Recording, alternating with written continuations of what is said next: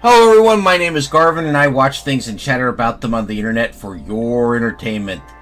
Today, at the demand of my ever-wise patrons, I continue my look at mermaids in popular culture. Now, if you think you would find joy in bossing me around and telling me what to watch and read, you can join their ranks for just $1 a month. The link's in the description below. Today, we'll be looking at The Mermaid, a Chinese romantic comedy that was the highest grossing movie in China in 2016, the year it was released, and the 12th highest grossing movie in the world. And even today is the 13th highest grossing film in China of all time. It was co-written and directed by Stephen Chow, which some of you may remember from films like the 2001 Shaolin Soccer or 2004's Kung Fu Hustle. So let's dive on in. The film opens up with a montage of pollution and people butchering dolphins that have been forced up on a beach before switching over to a ship that's firing sonar machines into the ocean. These sonar machines quickly force all the sea life to flee. So, right away, you know there's not going to be any environmental subtext here because it's just text. This film has decided that subtext is for cowards and is going to make sure you pick up what they're putting down. Which element, on a certain level, I kind of respect. We move to an auction where wealthy people are bidding on something that turns out to be a large piece of land, and it's here we meet our villains, among them our male protagonists. The most important being Rulan, played by Zhang Yuqi, and Lu Xian, who is played by Den Chao. They are both property tycoons who have made massive amounts of money through property development because, let's be blunt, the People's Republic of China is more capitalist than we are these days in a lot of ways. The property they're trying to develop is a coastal wildlife reserve called the Green Gulf. And Lu's not only gotten a permit to develop it, he's behind the sonar devices. You see, the Green Gulf was declared a wildlife reserve because there was a sizable population of dolphins living there. But the sonar devices have now caused the dolphins to flee. No dolphins, no wildlife reserve. And the power of these sonar devices is something to be very afraid of. This is demonstrated when a low-powered demo version turns a goldfish into chunky paste. Frankly, if I found out someone was deploying something like that in my country, I'd be screaming my head off. The sheer danger to health and safety alone should move you to be against something like this. But I'm wandering away from the movie here, sorry. Now, Lu doesn't know it, but dolphins weren't the only rare species sheltering in the Green Gulf. There was also a population of mermaids, hiding from humanity for over 600 years since a confrontation with Chinese fleets convinced them that secrecy was their safest bet. Now, not only are they suffering intense health problems from the pollution pumped into the ocean, but the sonar is basically lethal to them, and they are now trapped, sheltering inside the wreck of an oil tanker that's run aground on the cliff, bordering the sea. And let's be honest, that is an intensely sucky situation to be in. Now, the mermaids, despite their terrible situation, are actually a rather tight-knit bunch, and they're led by a young merman named Octopus, because he's an octopus merman. In fact, he's the only one in the group, and this is never explained. I am going to refer you guys back to my video about that type of merfolk if you haven't seen it yet. I think you'll find it interesting, and I'll leave a link in the description just in case you have trouble finding it. The merfolk have come up with a plan to address their situation. They have trained one of their number, a young lady named Shan, played by Lin Yuan, to be able to pose as a human by rather awkwardly walking on her fins and just wearing very concealing clothing. I want to note that this was Lin Yuan's first movie and her breakout role. She actually beat 120,000 other young ladies for this role. And I thought this was a good choice by Mr. Chow because she did a very good job. The merfolk are familiar enough with human culture to read our newspapers, so they knew that Lu had a reputation as a bit of a playboy, so they're going to use her as a honey trap to lure him out and then kill him. They believe this will lead to the sonar being turned off, and then they can go home. Given what they know of human culture and society, it's not a terrible plan. But it suffers from the fact that even if Lu died, his business partners, including Rulan, would just continue the project to reap the profit. See, this is one of the strengths and terrible things about capitalism. Even the billionaires are expendable within this system. If you got rid of Zuckerberg, Musk, and Bezos tonight, by the next week they would be replaced by new billionaires, and the machine would just keep churning, because capitalism is based on impersonal systems that generate enough rewards to enough people that they'll keep it going despite the cost.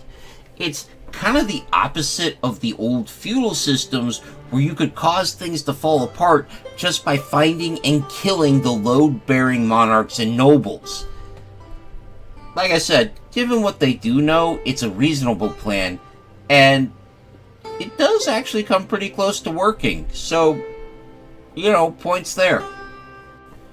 The monkey wrench in this plan is the fact that our lead lady falls for our lead person, and he falls for her.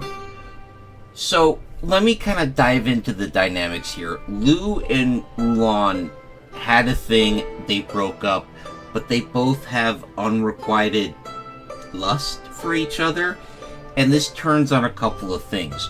Rulan is basically a modern princess. She was born to wealth, she was raised in it, and she has been trained from the day of her birth to become a queen in her own right. She is intelligent, she is educated, she is ruthless, she is ambitious, and she knows she's better than everyone around her. Lu was born to a poor family, and this instilled with him a burning ambition to never have to beg or scrape for anything ever again. So he fought his way from the streets of China to the very top of their society. And while Rulan kind of holds that in disdain, she's also impressed with Lu, because unlike all the pampered idiots around her, here is a guy who is actually as capable and efficient and ruthless as she is. And he's actually kind of fun, if you don't mind his somewhat scummy personality. Lu, on the other hand, well, what pulls him into being attracted to Shan is how she treats him and what she wants from him. See, at first, he's basically using her to make Rulan jealous. But he also isn't serious about it, so at several points he offers her quite a lot of money to just go away. Now, this has never happened to me, because I am of course charming and everyone likes me. Stop laughing. But honestly, while my vanity would take a hit if someone handed me 100,000 just to leave a place, I'm gonna be honest, guys. For 100,000, my vanity can afford some recovery time. Shan, however, refuses all money offers to the point of chucking $1 million. I assume it's Chinese currency, but Lu strikes me as insane enough to write a random girl a check for $1 million US. But whatever it was, she chucked it into a fire pit rather than take his money. And this is what pulls his attention. And what keeps his attention is she takes him to places that are considered low class, but are actually fun and relaxing for him, and shows a consideration for his well-being. she doesn't demand things from him other than his time and attention. And she's willing to consider his well-being in return. Contrast this with Lu being surrounded by people who value him for his money and are constantly demanding money and action from him besides just his physical presence and mental attention. And I can see how Shan deeply appeals to him. A girl who values you, doesn't want your money, and actually cares about you is a powerful thing. That said, this is written in a fairly cliche, and if you're Western, you've seen this story before. This leads to several failed attempts to kill him, and Sean's frantic attempts to keep her people a secret all kind of come to a head when Lu is eventually captured and confronted with the consequences of his actions. To his credit, he's horrified and is willing to turn off the sonars pretty much right away. I guess while he's willing to torment and kill a bunch of animals for money, brutalizing people with actual faces and voices is just too far for him. This does get a little unbelievable though, because he acts like he has no idea that his actions had environmental consequences or was causing some sort of damage to the ecosystem. I mean, I could buy that if this movie was set in the 1970s or the 1980s, but it's set in the modern day, and by 2016, I'm pretty sure anyone who is a member of a technological society on this planet has at least gotten the gist of pollution is bad and has bad effects on the environment and on you. So him not knowing this seems kind of disingenuous. That said, there is a hilarious scene where he decides to expose himself to the sonar at 10% power, and he collapses to the ground and almost craps his pants before he can crawl out of there. And he's like, oh god, I did this to living beings? What's wrong with me? And I appreciate that, but Lu, buddy, the parade goldfish should have been a clue, man. Well, unfortunately, Rulon is smarter than him. Or more aware, at least. Because she knows about the ecological environmental damage she's causing and doesn't care. Because she believes her wealth will shield her from any of those consequences. Which is sadly a very believable outlook for her character to have. It's foolish, but believable. She is also, unfortunately, aware of the existence of mermaids, and has a pet marine biologist named George, who found 2 dead merfolk years ago, and has ever since then been looking for a live population to capture and study. Rulon believes that analyzing merfolk DNA and their biology will lead her to being able to dominate several biological markets, and she is not going to give up that profit or that potential power. She also wants to kill Sean out of a jealous rage, since, like I said, she was interested in Lu, and Lu is no longer interested in her, and she blames Sean.